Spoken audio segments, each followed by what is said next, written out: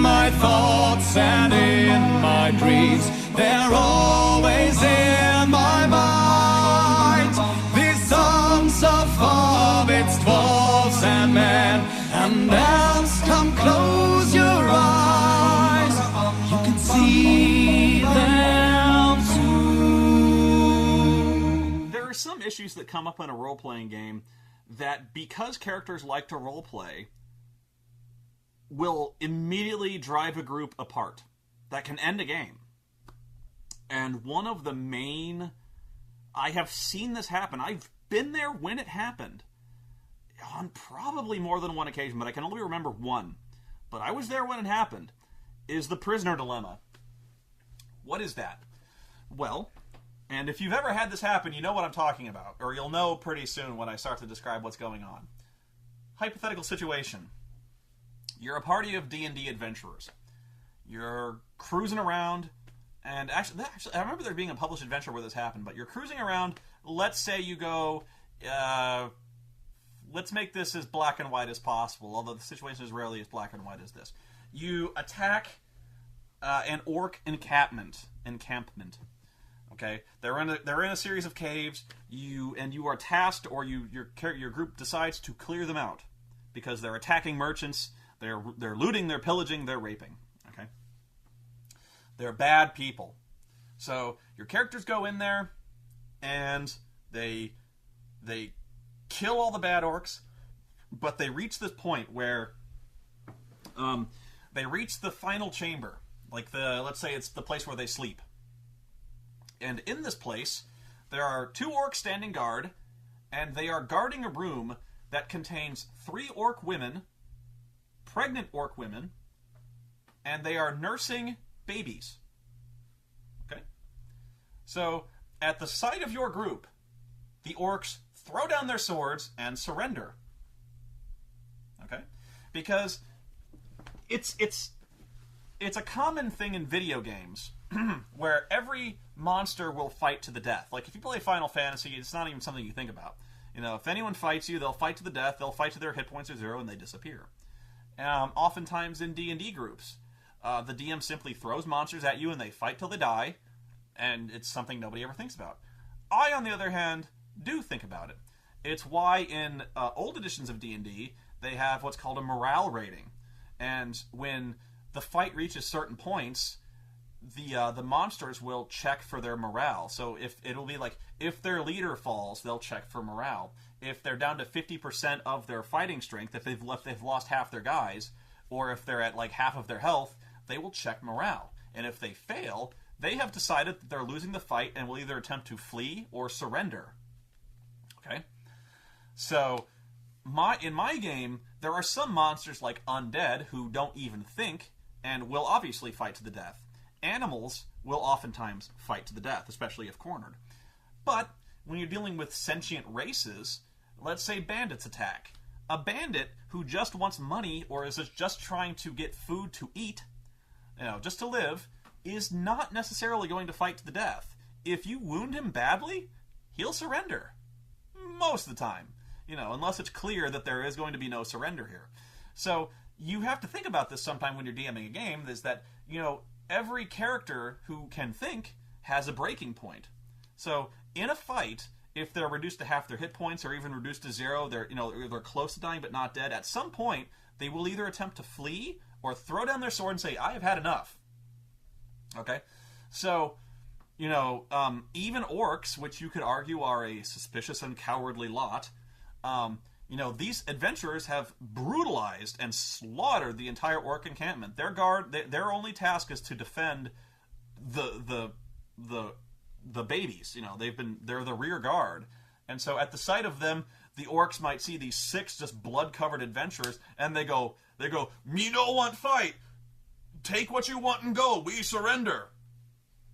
And so, this is the prisoner dilemma. What do you do? This is not an easy issue. And when characters roleplay, they will all have logical decisions on how to mete out justice to these characters, to these monsters. So, there's a lot of ways you can think about this. 1, that these orcs, even these two specific orcs, are guilty of all the crimes that these orcs have committed. You know, the banditry, all this shit that they've been doing. These two orcs were part of that. You know, they were the rear guard, and they might be the weakest and most cowardly of them, but they were part of this, so they're guilty. Okay? That's one way to put it. Most parties would just kill them without a second thought. Okay? Because they're orcs and you can't trust them. You know, being orcs, they're just as likely to follow you or stab you in the back or call for reinforcements or, you know, this is the problem you have with orcs, is that they could go to another tribe and point out where these guys are going or follow you and sell you out at the first opportunity. You know, so the question is, do you give these guys a chance to do that? You know, so the first choice is, do we kill them or not? And so oftentimes, even lawful good characters will be like, yeah, we'll fucking kill them. Or, you know, the paladin, you know, oftentimes the root of the problem is the paladin, but because he's lawful good, he's the most goody-goody of the group, and so oftentimes the character, like a thief, like you know, your chaotic neutral, or you know, anyone who's not necessarily lawful, will go, just kill them. They're fucking orcs. Who gives a shit, you know? And I'm not arguing that viewpoint. I'm saying it's valid. You know, it comes down to what every person would think when presented with that situation. They've killed everything in this group. What makes these guys special? You know, these guys are murderers. They'd murder us given the chance. Would they show us mercy? And so the answer being no, they probably wouldn't. They're only surrendering because you're in a position of power and you're probably going to win. So, like, you know, the lawful good character might be like, no, we'll take them back to town and so they can face justice. Then you have an argument. They go, we're on a timetable. You know, the nearest town is 2 days ride back that way. We have to do this thing. We can't go 2 days. You really want to tie these guys to a horse, feed them and drag them back to town for 2 fucking days to face justice, where the end result is they're just going to be hanged anyway. And the paladin would be like, it's not my choice to make. Fair. You know. So, and this goes into an alignment argument. Actually, I'll bring up the alignment argument next. But my point here is that you've got all these viewpoints that are perfectly valid, and you have reached a complete impasse. Okay? So, even if they agree on what to do with the orcs, you all of a sudden have this problem with the pregnant orc women and orc babies. And I have seen this problem. I think it's actually been the butt of jokes in a comic, and I'm almost certain one of the books I have up here actually presents that identical scenario that I've just given you, where you run into this adventure that was published really wanted to present a logical kind of ecosystem, not ecosystem, but kind of a, obviously these orcs have women, and obviously if they're going to settle in any one particular place, there's going to be orc women, and where there's orc women, there's going to be orc babies. So obviously, you know, they're going to have this kind of tribe, so where there's orc women and there's orc babies, and you just run into them. So you've got such this multifaceted problem where you've got every character who thinks that something should be done one way, and so the group invariably kind of reaches this decision point where there's basically like, we just let them go. Do we capture them and bring them back to town? What are we gonna do with orc babies? What the fuck? You know, there's no good options here. The simplest is just to kill them all, and that obviously is one of the most attractive options for them, is because they're fucking orcs. And so, you know, that reaches the question where some of the good line characters go, isn't that kind of racist? Isn't it? You know, where we're like, you know, and so that obviously then we reach the point where we start bringing alignment into it, where the guy who just says, let's kill them all, goes, no, it's not racist. They're evil. Right? And the guy who argues with him goes, they're not evil. They're babies. And so that's when the person opens up the player's handbook and points to the orc entry and goes, alignment, chaotic evil. They're evil. So we have this character who, now, it's an excuse, but who actually has a pretty compelling argument for slaughtering the orc babies, because it says in the book they are evil. What do you want him to do? You know, then we start getting into the Jungian, I don't even know what you call it, nature versus nurture argument. All of a sudden, we've brought modern psychology into this, where we're like, they're babies. They are not born evil. Well, you can argue that. They're raised to be evil. Like until they start getting like, what if we adopted them and raised them? Would they be evil then? They'd be like, oh, genetically they'd be evil, right? So like some of the characters be like, well, they're babies. I'm not killing babies, okay? There's a line here. I'm not doing that. I'm not killing pregnant women. That's not what we do. So, we start to get in this whole weird debate. You know what I'm saying? We're like, and they're like, well, what about the men? Can we murder the men? And we're like, what do we do? And of course, what do you do? You could let them go, but if you let them go, you got the perfectly valid argument that they're just going to raise them to hate people because they killed your father, and you've got this problem where they're just going to grow up to be mean orcs as well. So what do we do? That's where the group breaks apart. That's where the argument reaches critical mass. Where, and I've given you the most black and white example of this argument, and this happens all the time when any time prisoners are taken, but, best case scenario, they all agree. And the second best case scenario is they argue about it for like hours. The game comes to a screeching halt, and invariably they compromise or something. And there's feelings hurt. There's this brewing fucking argument that's always started up by a fucking alignment argument, and nobody's happy. And the next time this happens, it's all gonna start over again. So.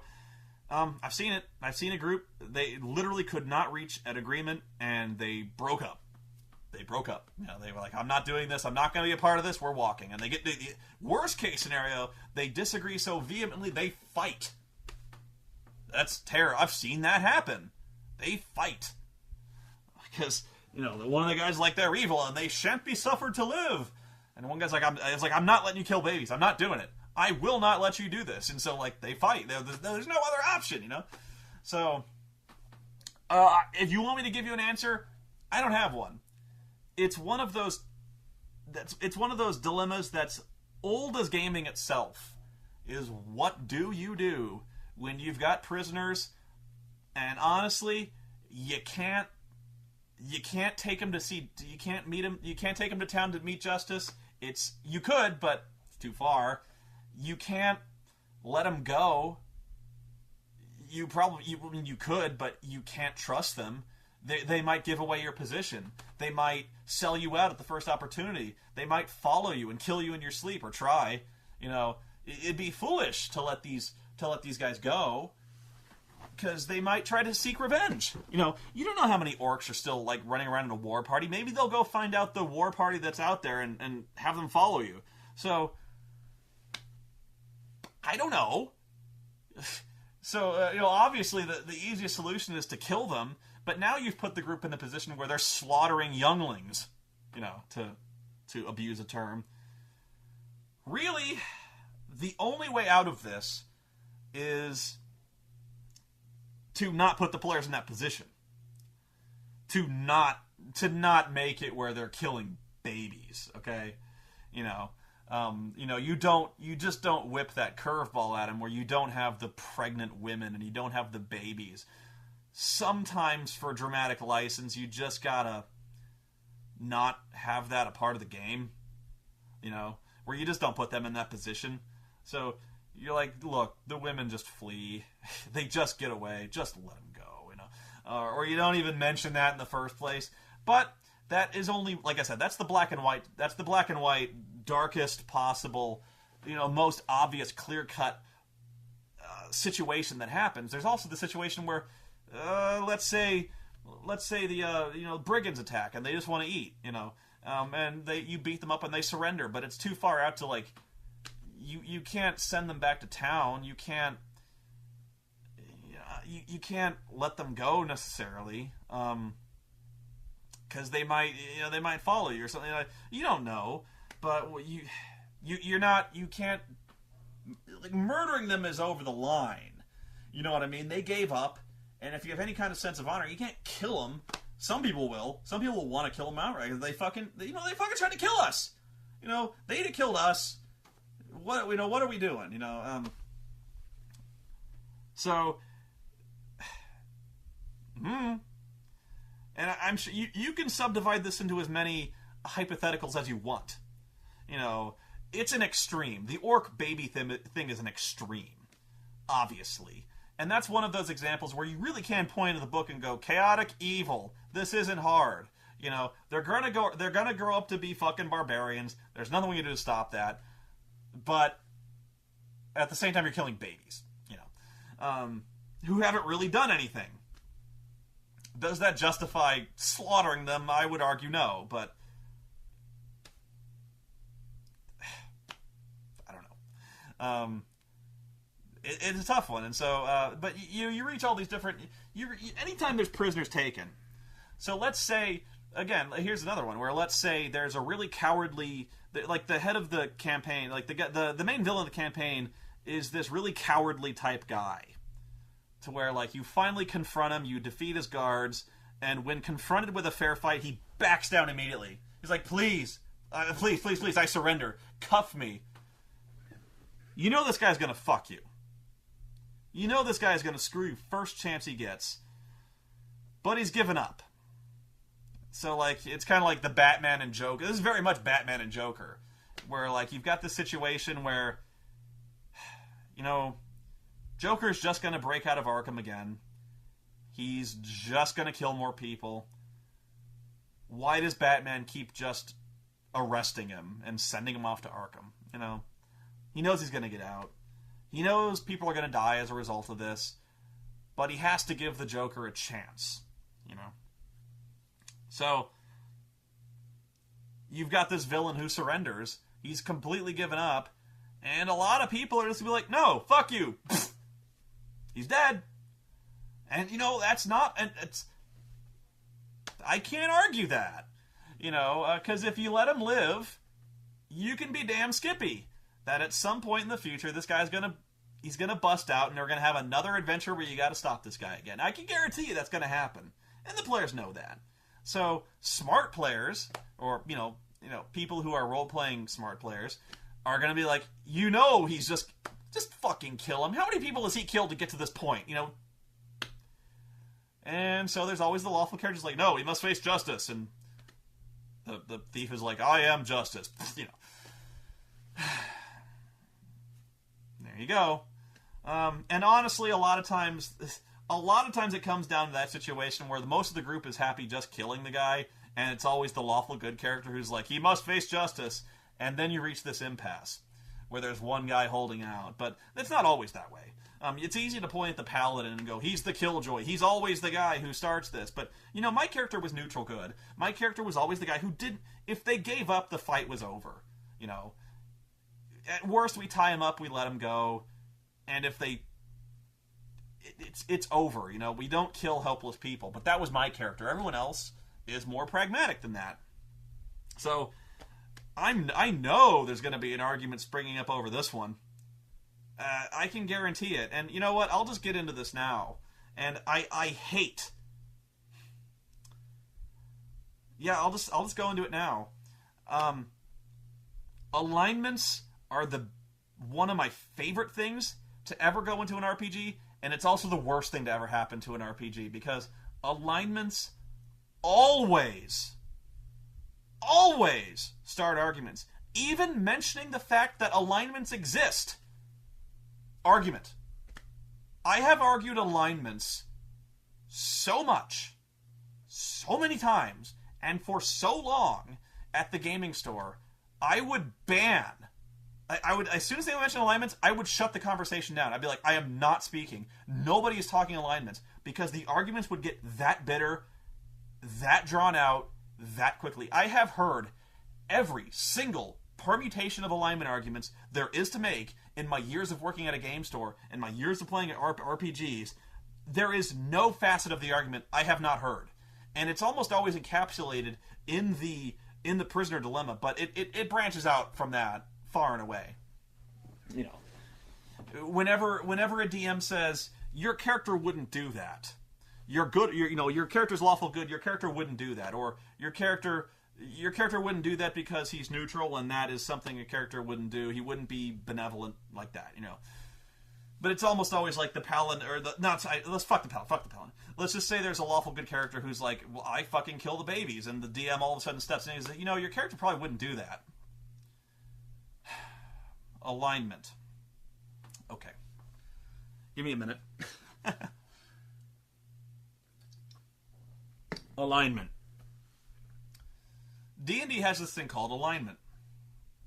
What it is there's two facets to alignment. There's the law and chaos axis, and there's the good versus evil axis. Every character in Dungeons & Dragons has an alignment. They choose their alignment based on how their character acts given any given situation. So, the law versus chaos thing is, how law-abiding is your character generally? There's lawful, neutral, and chaotic. Okay, so is your character the kind of guy who strictly follows the law all the time, who holds the law in high regard, or is your character essentially an anarchist, chaotic? And is your character good, neutral, or evil? Good, meaning that person always strives to do good whenever possible, considers themselves a good guy. Neutral, they consider themselves, neutral is not, they would rather be good than evil. Everyone always sees themselves as generally good, But they would rather do good than evil, but they don't really care one way or the other, as long as things are kind of balanced. That's neutral kind of points out self-interest, where they don't really want to stick to a cause. And then there's evil. Evil is basically self-interest, or hate, or someone who is driven by hate or anger, or a dark god, or extreme self-interest. That's evil.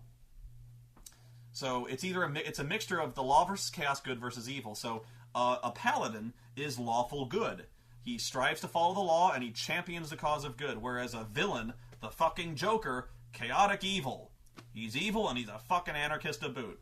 So there's characters that follow all these extremes, like druids who are neutral. Neutral means they strive to preserve a balance. They don't take sides. They just care about keeping their forest up. They just care about the forest. That's neutral,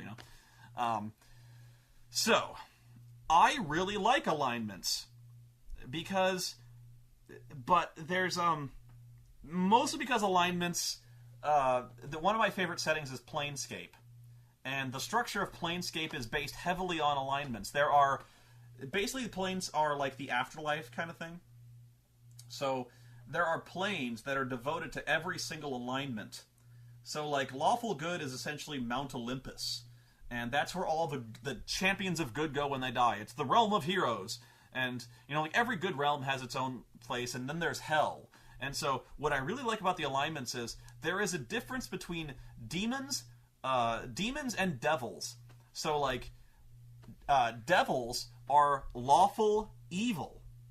And that may not make a lot of sense. People who hold the law in high regard, but are evil. So I'll try to explain what that is. Let's picture the Empire in Star Wars. They are a fascist, tyrannical government that is evil. Okay?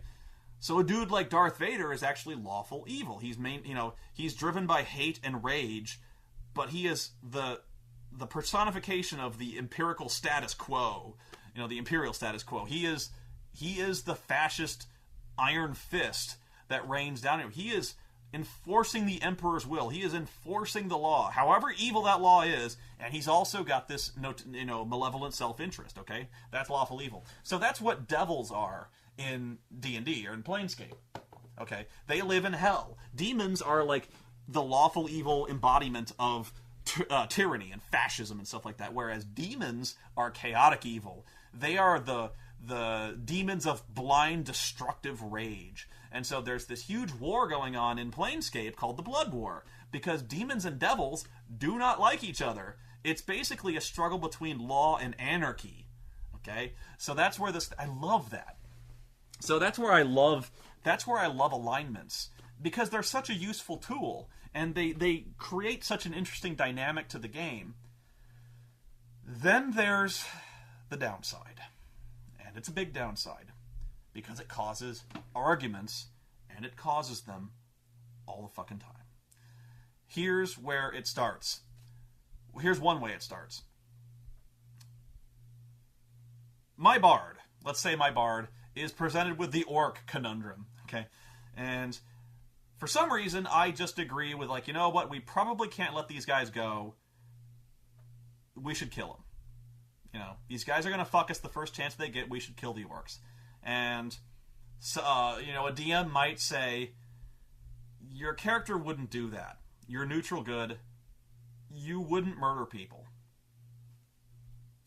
Here's where it starts. Me, personally, might agree with that. I might go, you know what, you're right. We wouldn't do that. It becomes a decision where, how strict are we going to adhere to alignments? Is it a written in stone guideline for how characters will act or how they normally act? Okay? And so to understand that, some players, and I might even lump myself in with that, don't like it when a DM tells you how your character would act. He's my character. I know how he'd act. Okay? There's also the disagreement that you can't sum up a character with neutral good. People are multifaceted. People are dynamic. They're very deep. Just because I'm a good guy, I consider myself a good guy, but just because I consider myself a good guy all the time doesn't mean I don't get fucking pissed. It doesn't mean I can't be pushed over the edge, and it doesn't mean that given an extreme situation I might not act out of character. Okay? So, and that's everybody, you know. So, there's the argument that your character wouldn't do that. Or I would like, your character feels wrong about, like, I would kind of dress it up. I wouldn't say your character wouldn't do that. I might say, your character feels wrong about doing this. Are you sure you want to do that? That's how I'm more diplomatic about that. But some DMs are much more strict about it, where they're like, you're lawful good, you wouldn't do that. So then the player gets defensive and say, don't tell me how my character acts. I know how my fucking character acts. And even then, you can go into a lot of arguments, and I've seen it where, let's say for instance, the paladin. All of a sudden, you can take lawful good a lot of ways, okay? And I have done this. I've actually made one of the main villains of a campaign lawful good. It's very easy to do, actually. Let's take it this way. Imagine that your characters roll into town, and one of these characters is a druid, okay? And one of these druids, there's a paladin of a lawful good god, and he sees this druid, and to him, that god that the druid worships, the god of nature, is a pagan god and should be destroyed. It is heretical to this paladin that this character walks in his city casting his pagan magics. No, fuck that. It's in the Holy Scripture that witches are a blight upon the god and should be destroyed. That paladin is acting well within his alignment. He's lawful good, and according to his good alignment, that character is unabashedly evil and must be destroyed. So all of a sudden you have this, or an inquisitor, like a holy inquisitor, who is very zero tolerance. Let's say, like a paladin who enforces the law, but he enforces the law like the fucking Punisher. Like, if you jaywalk, he'll fucking kill you, because you broke the law, and the law is absolute. And he's doing it in the name of good. Now, jaywalking is an extreme example, but let's say you steal, and according to his book, if you steal, it's a death sentence. So, you can have extreme lawful good, and still do that to where this person is like fucking just a beast, you know. to where they're antagonistic as all hell. Just as you can have a helpful, chaotic, evil character, as long as that character sees a profit in helping you. So, there's, even among alignments, there's a lot of depth, and there's a lot of wiggle room for how characters act. So sometimes you can even see the paladin looking at those orc babies and being like, orcs are evil. It says so in my holy scripture. We must kill them. Fuck, we must burn them. And you're like, dude, that's kind of dark, don't you think? And they're like, they are evil and must die. So, some paladins can be like, evil must be destroyed at all costs. So there's so many arguments that spring up around alignment. And if you're just hearing about this, you're just scratching the surface on how many philosophical and ethical arguments you can bring up that you start to bring alignment into it, and then the argument just never stops. It's why I never argue alignment, and I almost hate I hate bringing it up, because I know as soon as I put this video up, you're all going to start arguing alignment, and it's never going to stop. I like it as a tool. I use it, and here's where it kind of started, where games like Hackmaster and AD&D were a lot more rigid with alignment, to the point where the DM would actually kind of monitor how much in alignment you're acting. And if you weren't acting in your alignment, you would be punished. Okay? So, if the DM interpreted that you weren't following your alignment, typically you got warnings. That's where those warnings would come from, where the DM would be like, your character wouldn't act like that. Okay? That's where that would come from, was because you had to be warned that your character was straying from the path, so to speak. And this would happen if you were good or evil. If your evil character was acting uncharacteristically charitable, your character probably wouldn't act that way. You would get warnings. And if the DM interpreted that you were acting out of alignment repeatedly, he would forcibly change your alignment to reflect the way that you were acting. So, if this paladin, so to speak, was acting really, really brutal or broke the law or did an evil act, not only would you lose your paladin status, but your alignment would change. So I'm not going to bring paladins up anymore, because that's always the extreme example, and everyone picks on the paladins because they're lawful good. But really, it's not always paladins. I've seen this happen with no paladins. I've seen clerics. I've seen wizards do this shit. Everyone likes to point fingers at the paladin and go, those lawful goody-goody two-shoes, they never let us have any fun. Whatever. You just don't know how to deal with a paladin, okay? It happens all the fucking time. So, what happens is, if your character is deemed to be acting out of alignment, let's just say you're thief. Let's say you've got a neutral good thief, and the DM figures you've been killing people a lot, and you've been executing people, and that's not a good act. He could be like, you know what, you're chaotic neutral now, or you're true neutral because you're slipping. You're kind of walking the dark side on me here. So you're neutral. And the downside of that was, when you changed alignment against your... if you could willingly change alignment, like you could say, like, but this character, something happened to this character that has driven him over the edge, or he's changed his ways, he's no longer evil, he's good. If you changed alignment, you lost a level. That's, seriously. That used to be... I'm not even sure that's the way it is in new games. I don't think they've ever confronted it. They've just kind of said, this is how your character normally acts. But I don't think they've ever enforced an alignment change. But yeah, it used to be that if you acted out of alignment, you lost a fucking level. That's big. That's big. So not only were you... you can understand why a lot of players would rebel against the concept all of a sudden. Because all of a sudden you've got these two little words, lawful good or chaotic good, that are all of a sudden handcuffing you to act a certain way, even when circumstances would dictate your character might act a different way. Okay? So, honestly, I think this is the DM's fault more than anything else, for letting these alignment arguments escalate to the point where it becomes a fight. So I'm actually coming down on the side of the players here. One second. But there needs to be some leeway for the players, too. I've seen so many alignment arguments, but I think a lot of DMs felt forced to step in when things are getting extreme, and so they should. If a character is acting wildly out of alignment, it's worth mentioning.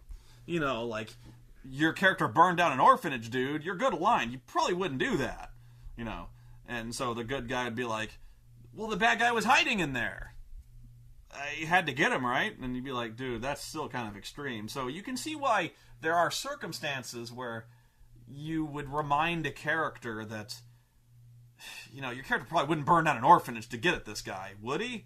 So, you know, rightfully so. So, and, you know, sometimes players abuse this. Sometimes players abuse the system to get magic they want or to act a certain way. I've always said chaotic neutral is the ultimate cop-out alignment, because chaotic neutral basically means they're anarchist and they don't care. You know, they do what they want, when they want, and damn the consequences. They're essentially, honestly, and I've seen this described in many ways, and here's where I start the argument. To me, chaotic neutral is borderline insane. In fact, the chaotic neutrals in Planescape are called the Chaositex or Zeositex, where they are gibbering mad at all times. Now, there are circumstances when, like, let's say barbarians. You know, barbarians by their nature are usually chaotic neutral because they're anarchists, but by their nature they're like roving marauders, and all they care about is themselves. You know, they care about they care about the family, or they care about the hunt, or something like that. So they are the very nature of chaotic neutral because they don't give a shit about, like, they're actively rebelling against law and civilization and stuff like that, and they don't care about good or evil. They just want to eat. You know, so but it's basically like hardline anarchist that is chaotic neutral. And the reason I call it the ultimate cop-out alignment is it's very attractive for players who hate alignments to pick chaotic neutral, because they're anarchist, they can get away with anything, and it's not technically out of character, you know. So they could burn down the orphanage, and I'd be like, "Why'd you do that?" And the chaotic neutral guy would be like, I can't argue with that, you know. So like, well, why did you start a bar? It was fun, and that's really the right answer. You know, so it's such... I always hate seeing chaotic neutrals unless there's a good reason for it. And it's usually with barbarians, it's a good enough reason. But I hate seeing chaotic neutrals because it's almost always... And there's actually chaotic neutrals in the game I'm starting, and I'm not coming down on them. What I'm saying is, I've seen so many characters take chaotic neutral as a cop-out, just so they could avoid... just so they could kind of act out, or rebel, or just... be evil without being evil. Because I would say things like... I usually have a rule in my games where nobody plays an evil character. And again, that's another argument I know I've just started, where like, yeah, I should play any alignment I want to. If I want to be an evil guy, you can be an evil guy. I usually say no evil guys. And so usually there's a guy who wants to be... There's always a guy who... he wants to be a ninja, or he wants to be an assassin. Okay? Because assassins are cool. I'm with you. Assassins are cool. But in almost every game, or at least in every D&D game, assassins are chaotic evil. And then I get the argument, a good argument, but I always get the argument, well, you could argue James Bond is an assassin, and he's a good guy, right? And I'm like, yeah, you're right. And he's like, well... So I'm like, well, yeah, you're right. So now I can't argue with the guy. I can, but I'm like, you're right. But, you know, we're kind of splitting hairs here with the name assassin, where... And he's right. You know, there are assassins for a righteous cause, you could argue. Like, hell, if you played Assassin's Creed, you know, here's a guy who actually has a good cause, but he's a murderer. So then you start asking philosophical questions like, is the act of murder in itself an evil act if it's for a good cause? I don't fucking know. You know, I don't know.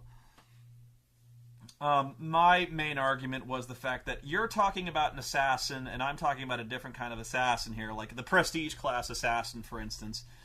is a very specific type of assassin, one who is basically dedicated to the god of murder and stuff like that, who is basically basically an evil assassin. They are the prototypical assassin, or not prototypical, but they are the evil assassin character. And then the assassin you're talking about, there are classes that act that way, and I forget their names. Actually, in Pathfinder, there's like called divine agents or something like that, which are basically assassins for a religion. There's divine agents for religions and political causes that just aren't called assassins. They're called different things. And it's like, what you're talking about exists, but it's not called an assassin.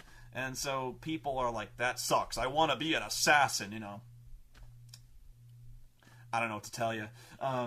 But yeah, you always have these things where, and rightfully so, with any ethical situation, there's shades of gray. With the assassin, there's not always bad assassins. You might have a noble assassin, or at least an assassin with a noble goal. You might have a thief who steals for good reasons. Robin Hood, he's the quintessential chaotic good. He's the thief who steals to give to the poor.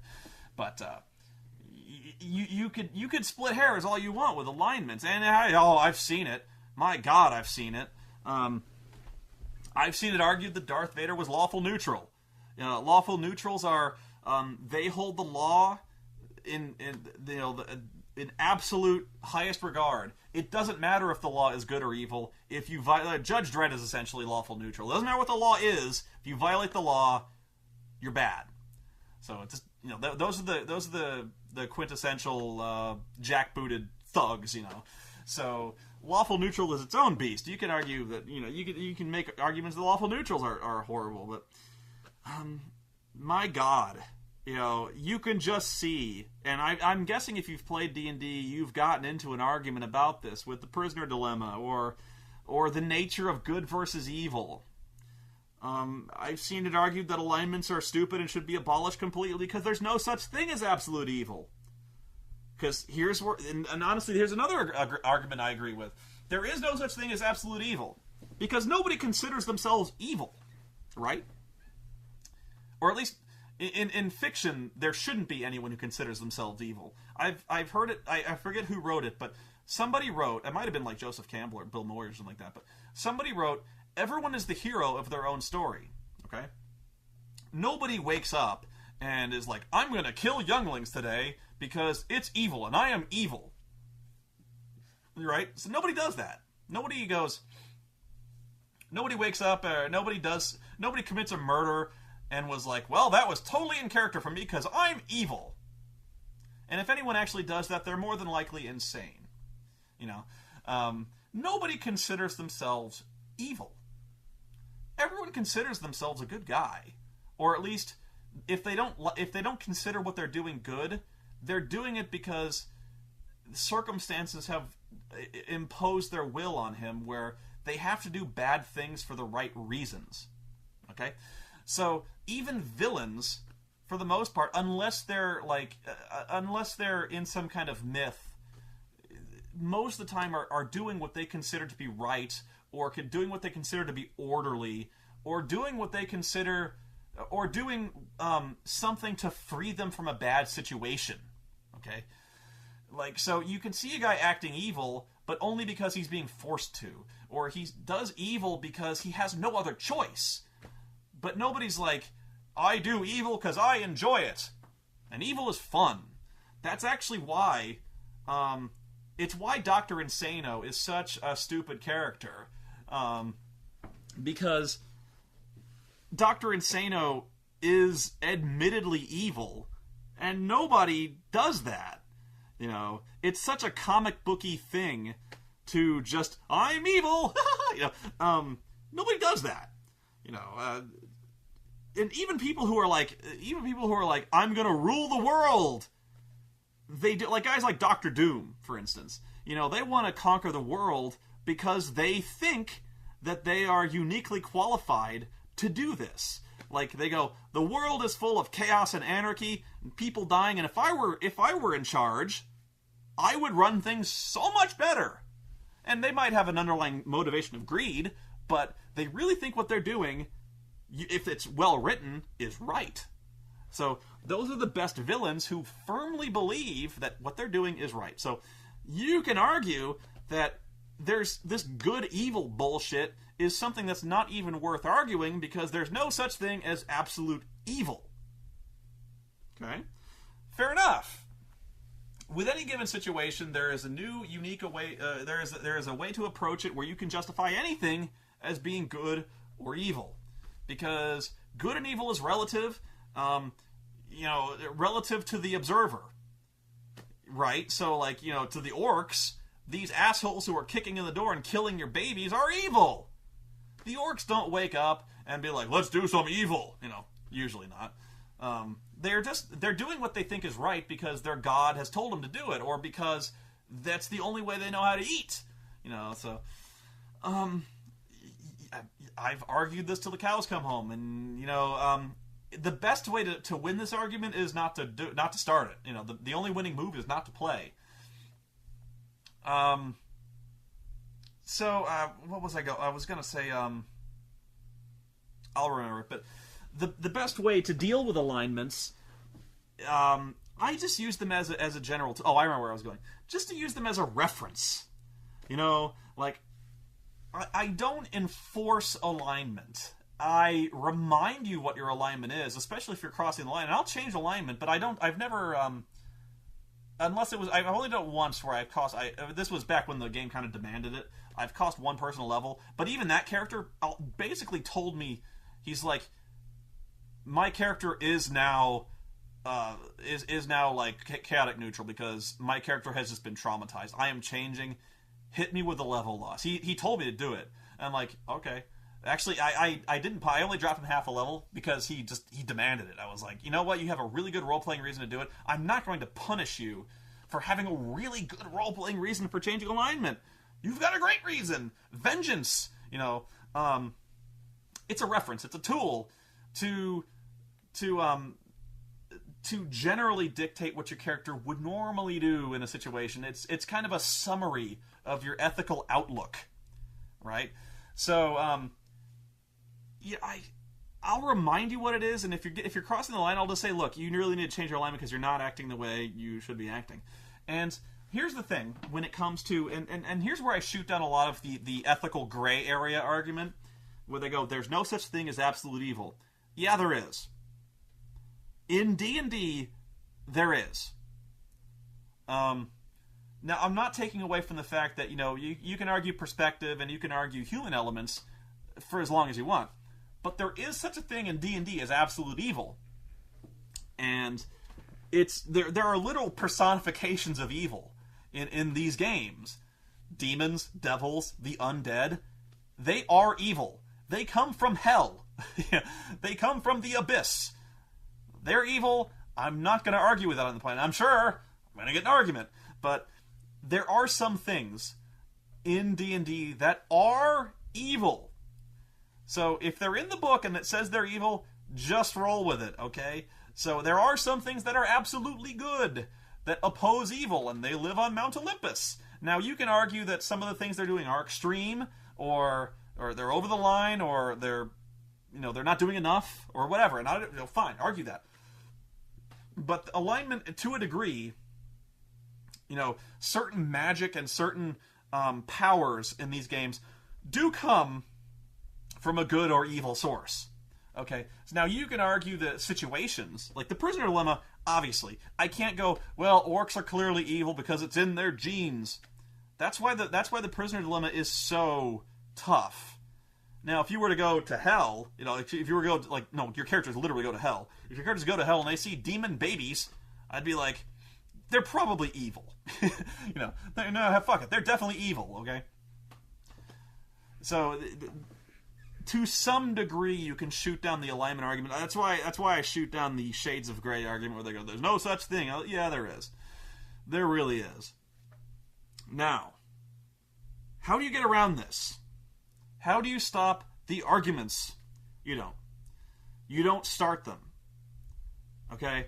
And it takes a level of cooperation from the players and the DM.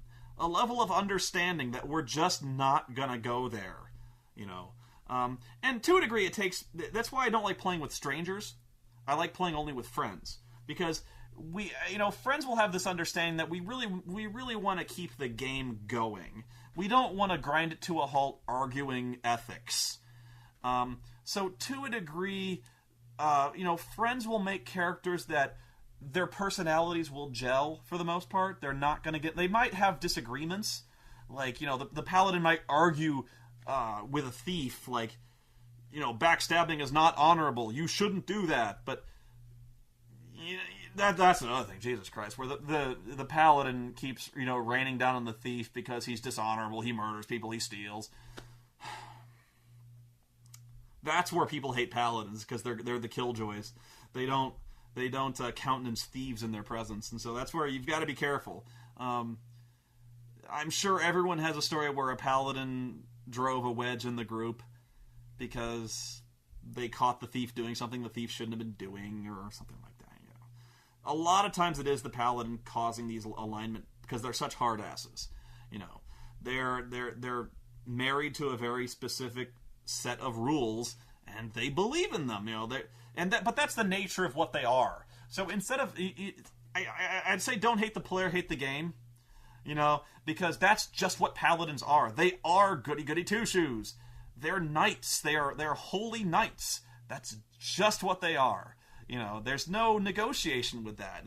They have rules. They follow those rules because God told them to. So a lot of times when there's a paladin, you just don't put the paladin in the situation where he has to make that decision. You know what I mean? So a lot of times, when it comes to the DM, a lot of times it is the DM's fault. You gotta learn how to tell a story without necessarily putting the players in the position where they're gonna argue, and it's not as hard as you might think. Alignment is good as long as it's something that guides the players, but doesn't handcuff them or it doesn't chain them to a track of ethics that they can't escape from. It's something they have to feel is useful instead of something that always keeps restricting them. So as a DM, you have to, you can remind them that maybe they're acting out of line, or remind them when they make a decision if they're really sure they want to do something. Because honestly, you could say your decision kind of troubles your character deep down because you feel that, that's something you wouldn't normally do. And the players, if they're going to do something that's out of character, they need to give a reason. And a good reason. That's why I don't like chaotic neutrals, is because they don't have to give a reason. They're just chaotic neutral, and we're crazy. So, if a character is going to murder somebody, and there's exceptions for this, let's say, the Batman Joker argument. Let's say we have a character who is knowingly going to kill them, and, the ordinarily good aligned character is like, I slit his throat.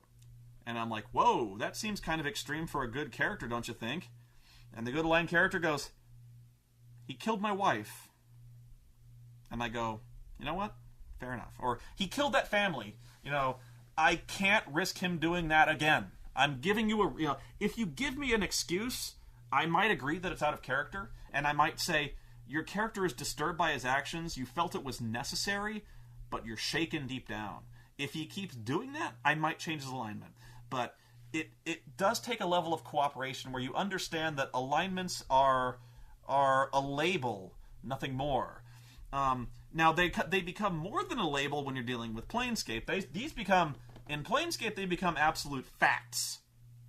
Like, when you enter Hell, it is evil. When you enter Mount Olympus, it is good. So that becomes a much more that's a very different situation. But yeah, this happens a lot when you have characters who are of extreme, good characters and evil characters almost never get along because that's their nature. But I've seen good characters of the same alignment disagree on what's right and what's wrong.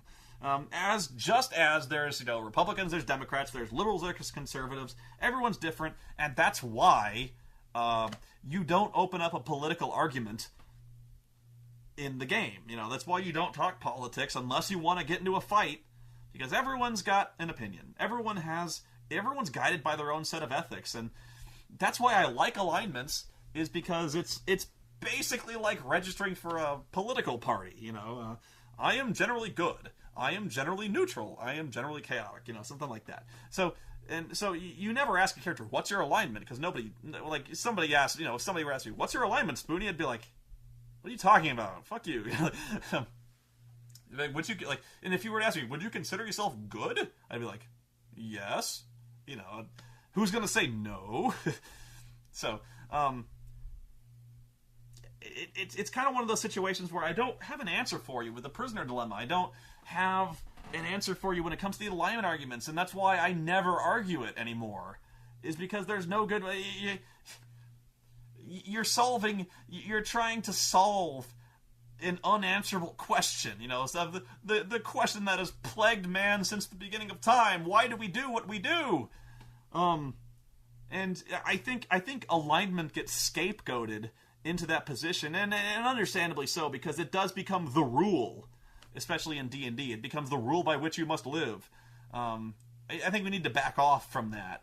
I've seen so many arguments about this, just because they feel like the alignment's been imposed on them, and to a degree it has been. Are there no evil followers of Thor? I don't know, or something like that. So I think players have to play along with it, and just kind of agree that in some situations your actions are kind of dictated by alignment, or there are such things as absolute evil in this world, and by opposing them you are good. So just I don't know. Just don't get it started. So it's tough. It's tough for DMs to do that, because sometimes the situation is forced upon you with a surrendering villain, or when prisoners are taken. You've got this problem now where players are going to have a problem, and I guess that comes to and that's where the players, the DM has to try to mitigate that to where the situations are presented as few times as possible, and also the players have to agree. They can have this discussion, but they can't let it interfere with the story, to where they have to move on at some point. They can't let it shake the group apart, which is again where friends, when the group is it's a group of friends, usually they're going to be able to reach a consensus, or at least a compromise, and move on. They're going to you know what, we need to get moving with the story. Let's just do this. If we get attacked, so what? But some people get so into character that they can't let it go. You have to let it go. You have to stop arguing alignment at some point, because even if you hate the alignment, you got to play along. So, and I understand if you don't and some people don't do alignments. Fine, and honestly, that's probably the best solution, is to just not have alignments. So we just don't bring this up. D&D D&D. I keep saying to a degree. D&D almost has to have alignments, because you have clerics and stuff like that. And again, there are such things as good and evil, but there's a lot of games out there that don't have alignments. GURPS and stuff like that. And actually, I remember some games having a different alignment system. I remember Rifts having a very different alignment system that much more strictly codifies what what alignments are. And I don't think they're called alignments, but there's like 10 degrees of good versus evil, and there's no such thing as good versus evil, but it's like, how likely they are to keep their word, or how likely they are to keep their word except in certain circumstances and stuff like that. And so it's a very different way. It's just another way of settling that argument. But I have no doubt, and I'd love to hear it, your stories about alignment arguments, or the varying situations where this has come up. But I beg you not to argue alignments in this thread, because, oh my God, I've seen it get ugly. I have seen groups get shaken apart by the prisoner dilemma, and I don't know what to tell you. It's tough. It's tough all over, but people are people, so it's gonna happen. But yeah, play along, tell the story. You're all in to have fun. That's the best thing to remember whenever you get into an argument about alignment. You're here to have fun. You're here to tell a story, and you have to, at some point, just agree that my character would generally do this thing, or just give a reason. Give a reason, but you can never, unless the situation is extreme, you never want to let it come to the point where your group is coming to blows. That's always like one of my cardinal rules in a game, is that it's generally agreed that whatever happens, the group will not fight each other. Now, at worst, you might run across a circumstance where the group reaches an impasse and one character might leave. The character is like, I will not stand for this. I will not stay in this group as long as this happens, and the character leaves, and they roll up a new character that is more likely to stay. That's, you know what? That's extreme, but fine. I always hate it when characters come to blows, because it never ends well. You get sore feelings, you get people walking off, and you get people who hate each other, and it's over nothing. It's over alignment, you know. You're arguing the nature of good versus evil. Philosophers have been struggling with this since the dawn of time. You're not going to solve this one, you know. So just argue that we're here in the name of fun. That's why we're here. That's why we're on this site. And that's why I ask you not to argue politics or religion and stuff like that. And that's why I'll ban you for doing it. Is because you got to remember that's why we're here. We're here to laugh at stupid shit, stupid stories, and have fun. And so this is not the place for arguing, you know. You can have the argument, but it has to stop at some point. And that's how you solve, I guess, the prisoner dilemma and the alignment arguments. Discuss.